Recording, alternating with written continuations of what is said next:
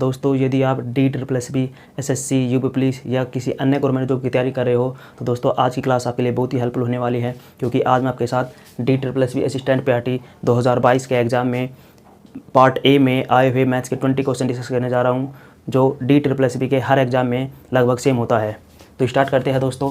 पहले क्वेश्चन से क्वेश्चन ये था, 90 पेड़ों को एक सीधी रेखा में इस प्रकार लगाया गया है कि 2 पेड़ों के बीच की दूरी हमेशा समान हो। एक बस 54 किलोमीटर पर आवर की चाल से 30 सेकंड में पहले पेड़ से 7वें पेड़ पर पहुंच जाती है, तो 11वें तथा 46वें पेड़ के बीच की दूरी ज्ञात करें। मोस्ट इंपॉर्टेंट क्वेश्चन है दोस्तों, बहुत ही अच्छा क्वेश्चन है। क्वेश्चन ऐसे है भाई, 90 पेड़ लगाए गए हैं। 90 पेड़ कैसे लगाए गए हैं कि एक सीधी रेखा में लगाए गए हैं। कैसे कि प्रत्येक 2 पेड़ जो है इनके बीच की दूरी सेम होगी। जो ये डिस्टेंस है यहाँ से यहाँ तक, यही ऐसे यहाँ सेम होगी। ऐसे ही 90 पेड़ लगाए गए हैं। अगर मैं कह रहा हूँ कि मान लो यहाँ से यहाँ तक जो डिस्टेंस है ये अगर x है, तो इतनी डिस्टेंस ये x यहाँ होगी, इतनी डिस्टेंस यहाँ पे x होगी। अब आप ऐसे सोचो, अगर मैं कह रहा हूँ पहले पेड़ से दूसरे पेड़ के बीच की दूरी x है, तो पहले पेड़ से तीसरे पेड़ के बीच की दूरी कितनी हो जाएगी? x, और x ये 2x हो जाएगा। पहले पेड़ से मैं कह रहा हूँ 4th पेड़ के बीच की दूरी कितनी हो जाएगी? x प्लस x 3x हो जाएगी। मीन्स पहले से 4th पेड़ के बीच की डिस्टेंस कितनी हो रही है? 3x। ऐसे ही हमें दी है पहले से 7वें पेड़ पर जो पहुंच रही है ट्रेन, वो 30 सेकंड में जा रही है 54 किलोमीटर पर आवर की स्पीड से। तो आप ऐसे देखो, जो ये डिस्टेंस हो जाएगी ये पहले से 7वें पेड़ के बीच की डिस्टेंस हो जाएगी 6x। डिस्टेंस इक्वल टू होता है स्पीड इंटू टाइम। स्पीड है 54 किलोमीटर पर आवर और इंटू में टाइम है 30 सेकेंड। अभी किलोमीटर पर आवर में है, ये सेकंड में है, तो इस स्पीड को मीटर पर सेकंड में कन्वर्ट करने के लिए 5/18 की मल्टीप्लाई करेंगे। 18 से जाएगा 3 टाइम, 6x इक्वल टू आ गया आपका 3 इंटू ये 5 इंटू 30। अब जब x की वैल्यू निकालेंगे 6 डिवाइड में जाएगा, ये जाएगा 5 टाइम। x की वैल्यू आ जाएगी आपकी 5 5 जा 25 3 जा 75। ये हमारी वैल्यू आ गई जी x की, यानी कि 2 पेड़ के बीच की दूरी कितनी है? 75 मीटर है। अब हमें बताना क्या है? हमें फाइंड करना है 11वें तथा 46वें पेड़ के बीच की डिस्टेंस। अब आप ऐसे सोचो, अगर आपको 11वें से 46वें पेड़ के बीच की डिस्टेंस बतानी है, तो आप पहले पेड़ से 46वें पेड़ के बीच की डिस्टेंस निकालो।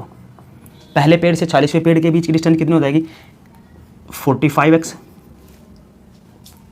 एक कम करके, और उसमें से पहले से 11वें पेड़ के बीच की दूरी, मान लो ये 11 है, इनके बीच की दूरी सब्ट्रैक्ट कर दोगे तो रिक्वायर्ड आपकी डिस्टेंस आ जाएगी। तो पहले से 11वें के बीच की डिस्टेंस कितनी आ जाएगी? 10x। 45x में से 10x जाएगा, ये रह जाएगा हमारा 35x। x की वैल्यू हमने अभी निकाली थी, x की वैल्यू कितनी आई थी? 75 मीटर। तो ये आ जाएगा हमारा 35 इंटू x की वैल्यू यहाँ पे पुट कर दोगे 75। अब या तो आप इसकी मल्टीप्लाई कर लो, या फिर इसकी मल्टीप्लाई करने के लिए आप ये 35 को लिख सकते हो आप 70/2 इंटू में 75। अब जब मल्टीप्लाई करोगे आप इसकी 70 की मल्टीप्लाई करोगे, 1 जीरो ऐसी रहेगी, 7 पंजे 35, 3 7 7 49 3 52। 5250 को 2 से जब भाग करोगे आप, 2 से डिवाइड करने का मतलब 5250 का आधा, 5250 का आधा आ जाएगा आपका 2625। ये इस क्वेश्चन का आंसर है दोस्तों। नेक्स्ट क्वेश्चन दोस्तों हमारा ये था, यदि किसी संख्या का 1/3 का 1/5 भाग 8 हो तो संख्या का 1/5 भाग ज्ञात करो। इजी क्वेश्चन था दोस्तों। यदि मैं करूँ संख्या को x मानो, संख्या अगर x थी तो x का 1/3 का 1/5 8 हो तो x निकालेंगे पहले हम संख्या, तो x आ जाएगा आपका 3 पंजे 15, ये उधर मल्टीप्लाई करेगा 8 में, संख्या आ गई 15 × 120। संख्या पता चलेगा 120 है, हमें बताना है संख्या का 1/5, यानी कि x/5 जब निकालोगे तो 120 को 5 से भाग कर दोगे, क्या जाएगा 24 पंजे 120। तो 4th ऑप्शन यही इस क्वेश्चन का आंसर हो जाएगा दोस्तों। नेक्स्ट क्वेश्चन दोस्तों हमारा ये था, एक समचतुर्भुज का क्षेत्रफल 252 सेंटीमीटर स्क्वायर है। यदि इसका एक विकर्ण 14 सेंटीमीटर हो तो दूसरा विकर्ण ज्ञात करें। इंग्लिश में क्वेश्चन ऐसे है, the area of a rhombus is 252 centimetre square if the length of one diagonal is 14 centimetre, find the length of its other diagonal. तो दोस्तों जो रोम्बस होता है समचतुर्भुज, समचतुर्भुज एक ऐसा चतुर्भुज होता है जिसकी चारों साइड इक्वल होती है, लेकिन ईच एंगल 90 डिग्री का नहीं होता। ऐसे इसके जो डायगोनल होते हैं एक दूसरे को बाइसेक्ट करते हैं 90 डिग्री पर। ये इसका डायगोनल अगर D1 है और इसका डायगोनल क्या है? D2 है। तो एरिया ऑफ रोम्बस या फिर एरिया ऑफ समचतुर्भुज या समचतुर्भुज का क्षेत्रफल,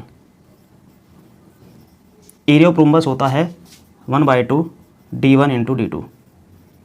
ये समचतुर्भुज का क्षेत्रफल का फॉर्मूला होता है 1/2 D1 इंटू D2 है, ये पहला विकर्ण, ये है दूसरा विकर्ण इसका। अब इसका जो क्षेत्रफल दिया है और एक विकर्ण दे दिया, इसमें वैल्यू पुट कर दो, बस आपको दूसरा डायगोनल की वैल्यू आ जाएगी। मैं करो 1/2 D1 कितना है 14 है, D2 निकालना है, ये एरिया के इक्वल है, एरिया है आपका 252। जब इसको 2 से आप डिवाइड करोगे आज आपका 7, D2 की वैल्यू निकालोगे 7 चला जाएगा डिवाइड में, 252/7। अब डिवाइड करोगे जब आप 7 या 21, 4 बच गए, 7 छंग 42, 36 सेंटीमीटर, यानी कि पहला ऑप्शन 36 सेंटीमीटर ही दूसरी डायगोनल की लेंथ होगी दोस्तों। नेक्स्ट क्वेश्चन नंबर 4 दोस्तों हमारा ये था 57 इंटू 35 इंटू 33 का यूनिट डिजिट बताना था, इकाई का अंक आपको फाइंड करना था। तो इकाई का अंक बताने के लिए दोस्तों जो पावर होती है उसको 4 से डिवाइड कर देते हैं, जो रिमाइंडर आता है वो यूनिट डिजिट की पावर कर देते हैं। इकाई का अंक बताने के लिए आप 7 की पावर क्या करो, यहाँ पे इस पावर को 4 से डिवाइड करो, 4 से जब डिवाइड करोगे 4 दूनी 8, 1 बच गया 18, 4 चौक 16, 2 बच गया, पावर 2 कर दो यूनिट डिजिट के सिर्फ। अब यहाँ पे 5 की तो कोई भी पावर हो 5 ही आना है, यहाँ पे 3 है यूनिट डिजिट, इसको करोगे आप 4 से, जब 4 से डिवाइड करोगे 4 दूनी 8, 1 16, 4 चौक 16 एग्जैक्ट डिविजिबल है, जब वो एग्जैक्ट डिविजिबल हो 4 से तो पावर यूनिट डिजिट की 4 कर दो, यूनिट डिजिट 3। अब वैल्यू निकालो, 7 की पावर 2 का मतलब 49 और 5 की पावर 1 यानी कि 5, 3 की पावर 4 3, 3 9 3 27 81, ये होता है हमारा 81। अब यूनिट डिजिट बताना है, यूनिट डिजिट उठाओ यहाँ से 5, ये 9 5 और गुना 1 करेंगे, 9 गुना 5 गुना में 1, 9 5 45 1 45 का यूनिट डिजिट कितना आता है 5। ये सेकंड ऑप्शन, यही इस क्वेश्चन का आंसर है दोस्तों। अगर आपको यूनिट डिजिट नहीं पता कैसे निकालते हैं, इसके लिए मैंने आप डिटेल में वीडियो बनाई हुई हैं। अगर आप चैनल पर नए हो दोस्तों, चैनल को सब्सक्राइब करके मैथ्स की प्लेलिस्ट मिलेगी आपको, वहाँ पे आप यूनिट डिजिट की वीडियो देख सकते हो डिटेल में दोस्तों। नेक्स्ट क्वेश्चन नंबर 5 दोस्तों हमारा ये था, चीनी का मूल्य 20% घटने पर एक आदमी 2500 रुपये में 20 किलो अधिक चीनी खरीदता है, तो चीनी का नया मूल्य क्या होगा। ऐसे ही क्वेश्चन दोस्तों यूपी पुलिस के एग्जाम में आया था आपके, तो अच्छा क्वेश्चन है दोस्तों। आप ऐसा सोचो भाई 2500 रुपये में पहले चीनी खरीद रहा था और 2500 रुपये में ही अब चीनी खरीद रहा है, मीन्स जो खर्च है ना वो 2500 ही है। आप ऐसे सोचो अगर 2500 रुपये में आपको चीनी खरीदनी थी, कोई प्राइस था तो आप कोई क्वांटिटी ला रहे होंगे, अगर प्राइस डाउन हो गया, प्राइस घट गया तो आप ज़्यादा चीनी लाओगे, अगर प्राइस बढ़ जाता तो आप कम चीनी लाओगे। इसका मतलब क्या है कि प्राइस और आर्टिकल, प्राइस और क्वांटिटी में रेसिप्रोकल रिलेशन होता है। मीन्स मैं कह रहा हूँ प्राइस पहले चीनी का था कुछ, पहले मैं कह रहा हूँ परसेंटेज में अगर कोई वैल्यू मानी तो 100 मानो, तो जो न्यू हो जाएगा, अब जो न्यू प्राइस हो जाएगा कितना हो जाएगा 20% कम 80 हो जाएगा। जो क्वांटिटी, प्राइस और क्वांटिटी, अब अगर आप इनका रेशो निकालोगे तो 20 पंजे 100, 20 तो कसिया जाएगा 5/4, क्वांटिटी क्या हो जाएगा 4/5। मीन्स अगर पहले रेट 5 था तो आप 4 किलोग्राम ला रहे थे, अब घट गया 4 रेट हो गया तो आप ज़्यादा ला रहे हो 5, पहले 4 ला रहे थे अब 5 ला रहे हो, तो कितनी ज़्यादा ला रहे हो, आप कहोगे सर 1 यूनिट की वैल्यू कितनी दी है 20 किलोग्राम। 1 यूनिट जब 20 किलोग्राम है तो मैं कह रहा हूँ 5 किलोग्राम की 5 यूनिट कितना होगा, यहाँ मल्टीप्लाई कर देंगे, 5 गुना में 20 याद आएगा आपका 100 किलोग्राम। आपको करंट प्राइस बताना है, नया मूल्य बताना है, तो नया मूल्य बताने के लिए न्यू प्राइस, खर्च इतना ही है यानी कि 2500 रुपये को जो नई क्वांटिटी है उससे डिवाइड कर दो बस।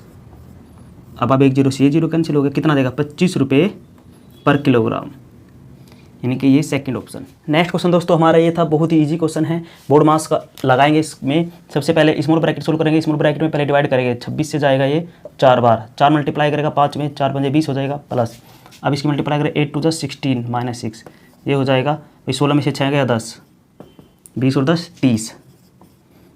सेकंड ऑप्शन यही इस क्वेश्चन का आंसर होगा दोस्तों। नेक्स्ट क्वेश्चन 7 हमारा दोस्तों ये था, एक वृत्त का क्षेत्रफल 1848 सेंटीमीटर स्क्वायर है, यदि किसी घन में रखी जाने वाली अधिकतम लंबी छड़ की लंबाई वृत्त की परिधि के समान हो तो घन का कुल पृष्ठीय क्षेत्रफल ज्ञात करें। मोस्ट इंपॉर्टेंट क्वेश्चन है दोस्तों। इसमें क्या गिवन है आपको, एक वृत्त का क्षेत्रफल गिवन है, वृत्त का क्षेत्रफल होता है पाई आर स्क्वायर।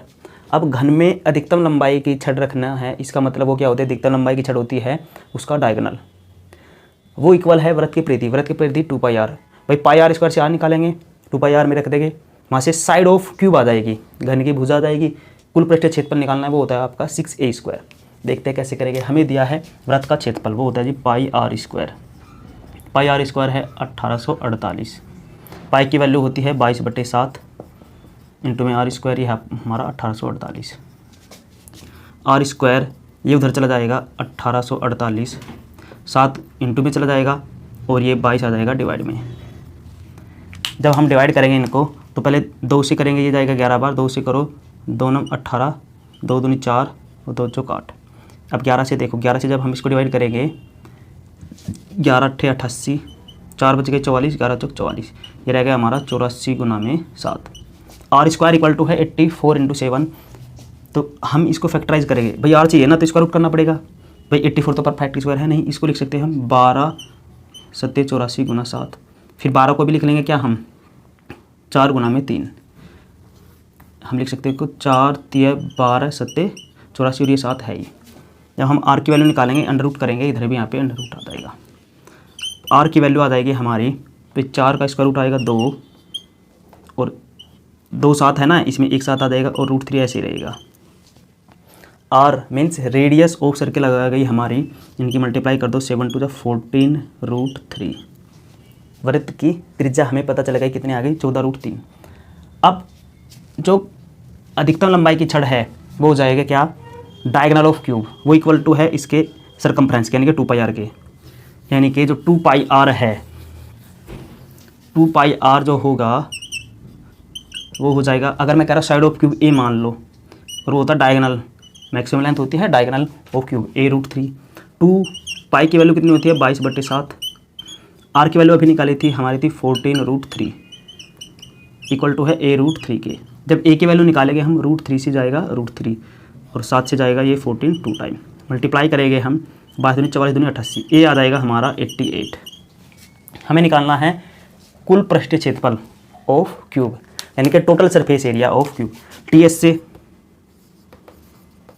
से ऑफ क्यूब ये होता है दोस्तों हमारा 6a², 6a यानी कि साइड जो आ गई उसका स्क्वायर, 6 इंटू a है हमारा 88, स्क्वायर करेंगे 88 इंटू 88।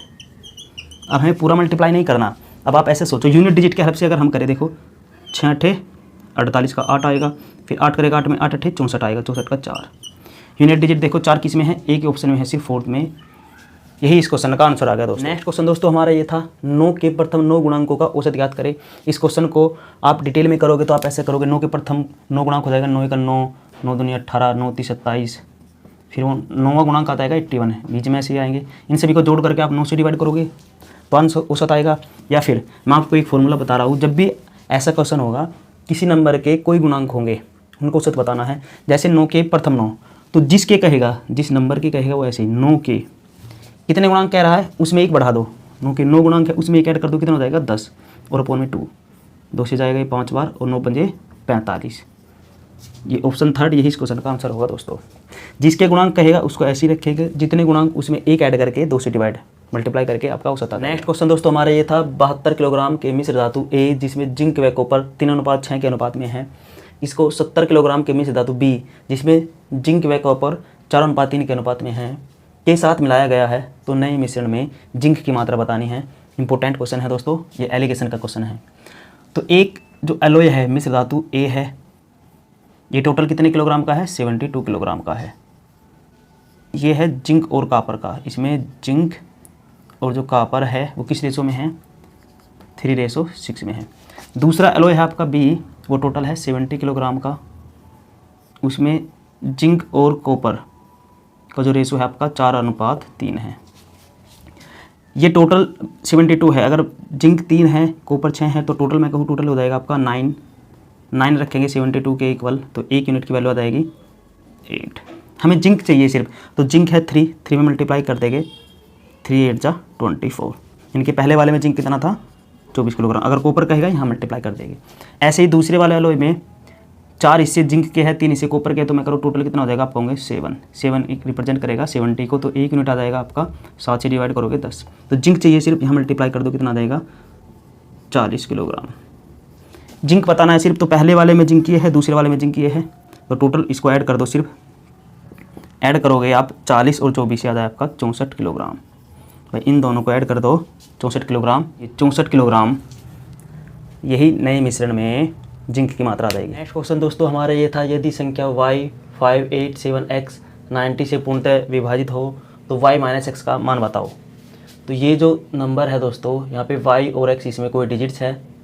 ये नंबर 90 से अगर डिविजिबल है तो इसका मतलब ये है कि 90 के फैक्टर से भी डिविजिबल होगा।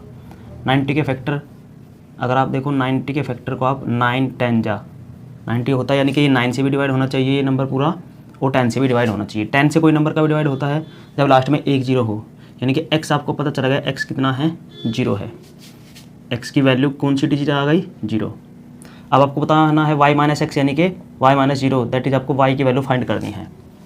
अब ये जो नंबर है y 9 से डिवाइड होने के लिए y +5 + 8 + 7 + 0, ये 9 से डिवाइड होना चाहिए। जब आप जोड़ोगे 8 5 13 7 20 + y 20 + y, यानी कि 20 से बड़ा कोई नंबर है भाई, 20 में कोई वैल्यू जुड़ रही है, वो 9 से डिवाइड होना है। अब आप देखो 9 दूनी 18, 9 3 27 भाई, 20 से बड़ा आ गया यानी कि 27।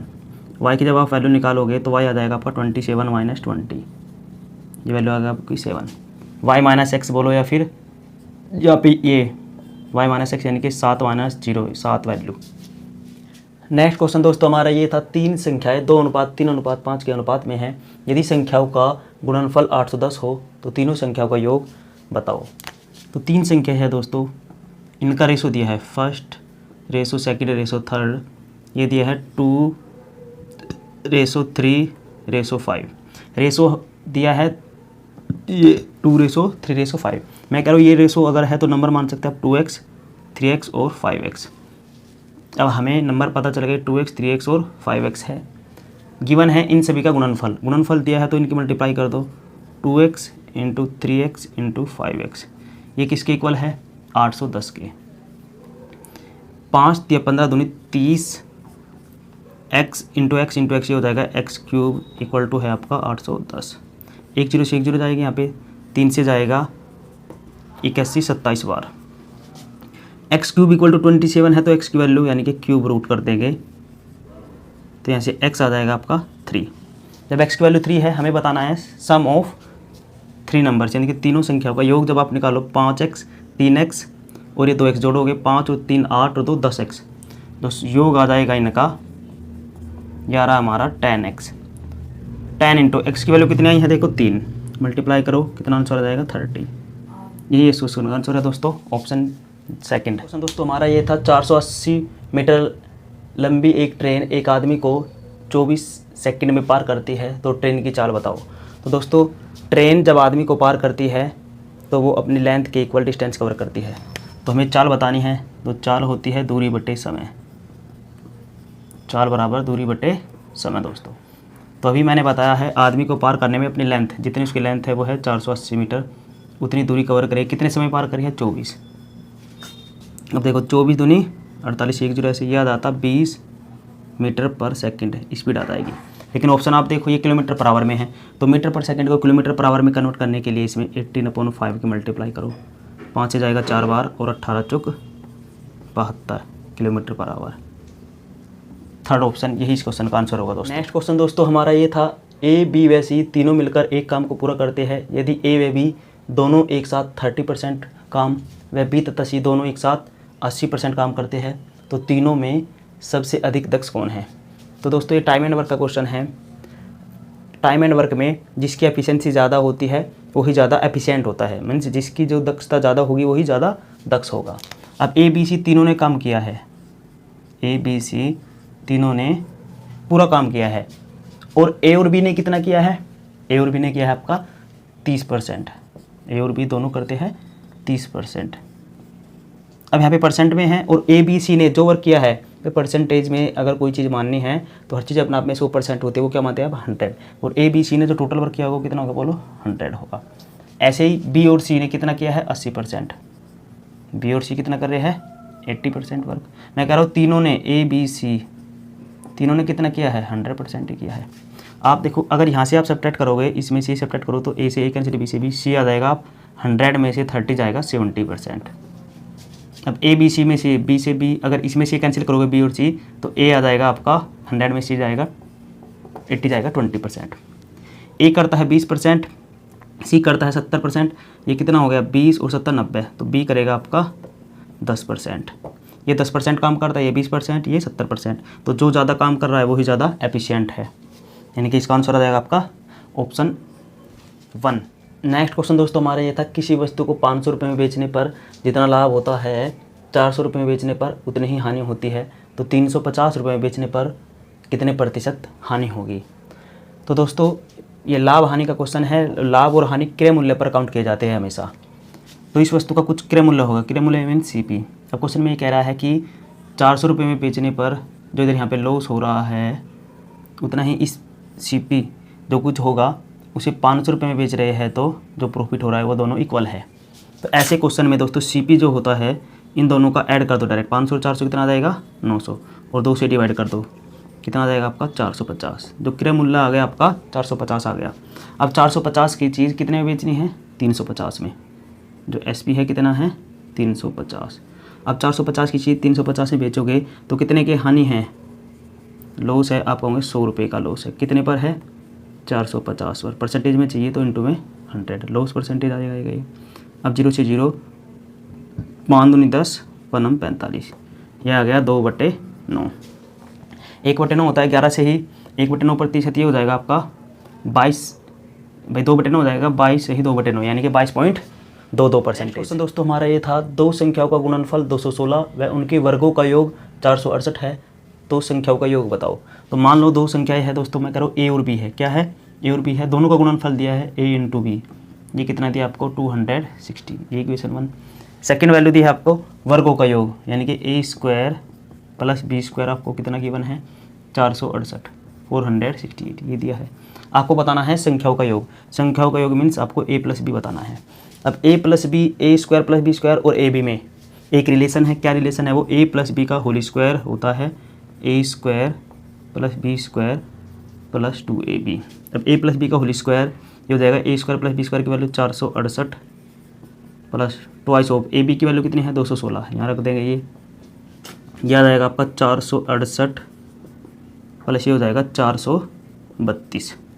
जब इसमें ऐड करोगे याद आएगा हमारा 8 2 10, 6 3 9 और 1 10, 4 4 8 1 9, 900। A प्लस बी का होल स्क्वायर 900 है, हमें A प्लस बी चाहिए, तो क्या करना पड़ेगा, स्क्वायर हटाने के लिए both side square root. This means A plus B 900 होता है 30 का स्क्वायर। A प्लस बी कितना आ गया 30। नेक्स्ट क्वेश्चन दोस्तों हमारा ये था, किसी परीक्षा में कुल छात्रों का 75% पास हुए, यदि 5050 छात्र फेल हुए तो कितने छात्रों ने परीक्षा दी। तो दोस्तों हर चीज़ अपना में 100% होती है, जो टोटल स्टूडेंट हो गए वे 100% हो गए। अब 75% क्या हुए पास हुए, नंबर दिया आपको फेलियर का, फेलियर कितने हैं 5050 फेल हुए। तो जब 100% है, 100% में से 75% पास हुए तो फेल कितने परसेंट होंगे 25%, यानी कि ये 5000 तो 50 है ना, 5050 ये 25% को रिप्रेजेंट करेगा। पूछा कितने छात्रों ने परीक्षा दी, हर चीज़ 100% होती है, मल्टीप्लाई कर दोगे 100 की, 25 से जाएगा ये 25 दूनी 50, फिर ये उतारेंगे 0 लगाकर 25 दूनी 50, ये 2 0 और लग जाएगी, आ जाएगा 20200 20 200। यही इस क्वेश्चन का आंसर था दोस्तों। नेक्स्ट क्वेश्चन दोस्तों हमारे ये था, 1240 रुपये पर 10% की दर से 2 वर्ष का साधारण ब्याज बताना है। तो दोस्तों बहुत ईजी क्वेश्चन था ये, सिंपल इंटरेस्ट बताना है आपको। सिंपल इंटरेस्ट होता है SI = PRT अपॉन में 100। P प्रिंसिपल कितना है 1240, रेट क्या दी है आपको 10% और टाइम है आपका 2 साल अपॉन में 100। 1 0 कैंसिल, 1 0 कैंसिल, 124 दूनी 248, भाई 124 दूनी 248, ये इस क्वेश्चन का आंसर था दोस्तों। नेक्स्ट क्वेश्चन दोस्तों हमारा DI का था। क्वेश्चन ये था, दिया गया बार ग्राफ 6 दुकानदारों द्वारा कुल 600 पेनों को दर्शाता है, तो S1 ने कितने पेन बेचे। कुछ इसी टाइप का बहुत ही लेंदी लैंग्वेज में दिया हुआ है, सार क्वेश्चन का यही था। अब हर चीज़ अपने आप में 100% होती है। बार ग्राफ में देखो आप S1 ने 30%, S2 ने 10%, ऐसे ये यहाँ पे S4 20%, S5 S6 20% पेन दिए हैं। हर चीज़ अपना में 100% होती है। मैं करूँ 6 के 6 ने जो पेन बेचे होंगे भी 100% हो गए। 100% कितने पेन दिए हैं 600, भाई 100% कितने हैं 600। तो मैं कह रहा हूँ 1% कितना आ जाएगा, ये 2 0 डिवाइड में 1% आ गया आपका 6। बताना है S1 ने कितने पेन बेचे। S1 ने बेचे हैं 30%, तो 30% के लिए आप 6 में यहाँ पे इधर 30 की मल्टीप्लाई कर दोगे, 36 18 180 पेन, तो S1 बेचेगा 180 पेन। नेक्स्ट क्वेश्चन भी दोस्तों हमारा DI का है, ये पाई चार्ट का है। क्वेश्चन ये था, दिया गया पाई चार्ट 8 राज्यों द्वारा कुल 20,000 टन कॉफ़ी उत्पादन को दर्शाता है, तो J2 माइनस J1 कितने टन होगा, जहाँ J1 कितना है ADF व G के उत्पादन का औसत, और J2 क्या है BCH के उत्पादन का योग बताना है।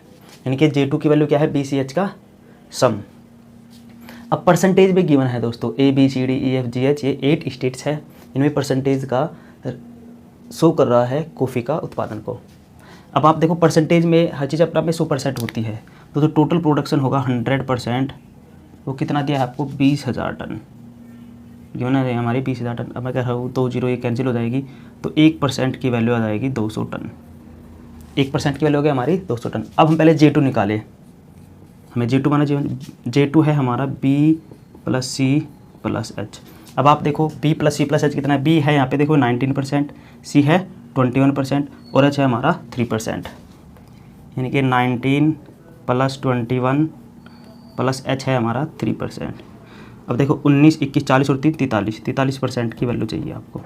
1% जब 200 है तो 43% के लिए यहाँ पे इसमें 200 की मल्टीप्लाई कर देंगे, तो आपका ये 2 0 ऐसे ही रहेगी, और 3 दूनी 6 है और 4 दूनी 8, 8600 ये आ गए आपका J2 की वैल्यू। अब J2 की वैल्यू पता चल गई, अब हमें J1 और चाहिए, फिर J1 निकाल करके J2 में से J1 सेपरेट कर देंगे। आगे देखते हैं, अब ये आ गए हमारी J2 की वैल्यू 8600 याद रखेंगे। अब J1 निकालेंगे। J1 क्या है दोस्तों हमारा, J1 हमारा A + D + F + G का औसत यानी कि 1 2 3 4 भाई समपूर्ण में संख्या करते हैं हम, ठीक है। अब आप देखो A कितना है 15%, D कितना है, आप देखो D है ये रहा यहाँ पे 5%, और F की वैल्यू देखो ये रही यहाँ पे 4% है, और G है यहाँ पे देखो ये 2% है, अपोन में 4। जब हम J1 निकालेंगे 15 5 20 4 24 और 2 26 अपोन में 4%, इसकी हमको वैल्यू चाहिए। इसकी वैल्यू बताने के लिए 1% की वैल्यू पता होना चाहिए। 1% कितना था, 1% हमारा था 200, 1% की इसमें मल्टीप्लाई कर देंगे भाई 26/4 इंटू में 200 कर दोगे तो वैल्यू आ जाएगी, देखो 4 से जाएगा ये 5 बार, 50 1 0 ऐसी रहेगी आपकी, 5 6 30 3 5 10 और 3 13। J1 आ गया आपका 1300। J2 माइनस J1 चाहिए। अब J2 माइनस J1 निकालने के लिए सेपरेट कर देंगे भाई, J2 माइनस J1 चाहिए हमें। J2 अब हमने निकाला था 8600 आया था हमारा, और J1 आया हमारा 1300। जब सेपरेट करोगे आप 2 0 ऐसी रहेगी, 6 में से 3 गया 3 और 8 में से 1 जाएगा 7, 7300 टन। 7300 टन यही इस क्वेश्चन का आंसर था दोस्तों। नेक्स्ट जो क्वेश्चन है 20, वो भी DI का ही है, लाइन ग्राफ का है, वो भी जो इससे पहले वाले प्रीवियस ईयर का पेपर जो मैंने सोल्व कराया उसी का जैसा है, वो आपको खुद करना है, आपका होमवर्क है दोस्तों। अगर आपको वीडियो पसंद आई हो, वीडियो को लाइक करें, चैनल को सब्सक्राइब करें दोस्तों, तथा वीडियो को ज़्यादा से ज़्यादा अपने दोस्तों के साथ शेयर करें।